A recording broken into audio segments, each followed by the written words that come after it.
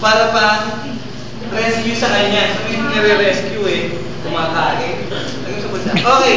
Paano gagawin mo? I-insert mo to. Tama? So, paano i-insert? Ay, mamaya.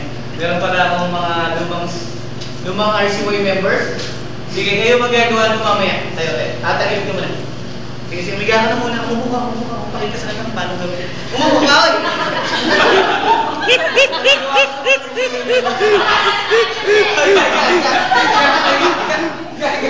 Pinaisip mo, umiga.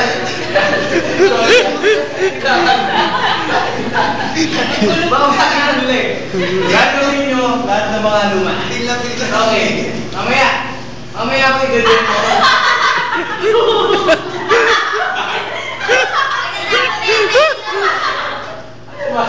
Okay. Pag halimbawa, guys, yung blanket nyo, kayang ibuhol nyo. No? Para ma-secure. Yung iba naman, hanggang dito yung blanket, tapos ibuhol. No? Pero hindi mo naman kailangan actually talaga nakaganyan. Pwede mong buhatin yung nakaganyan na. For example, itutupi ko. Hindi ko inaayos yan. Kasi magdalita lang ito. Isipin mo ako. Okay. So gagawin mo, as a trained first aider, iangat mo siya, pero ipapasok mo yung time. Kita mo? Yes. Unti-unti. Kuha.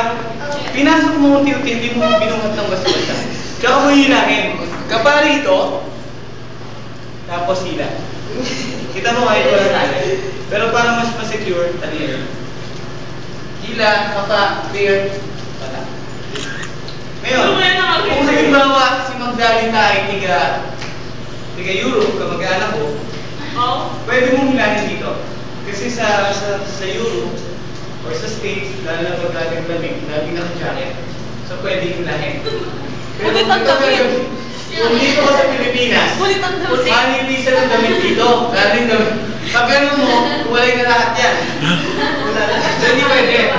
Okay ah, gamitin mo itong ano.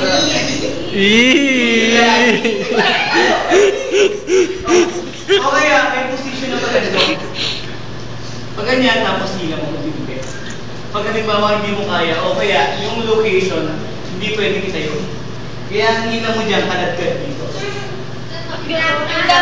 ganito. Yun. Kita mo, halimbawa nga, papasok ka rito. Kakalagkarin mo papasok. Hindi ka tatayo. Paano ka tatayo? Merong table. Sige sir, sige sir. Huwag laptop yun. Okay. Salamat.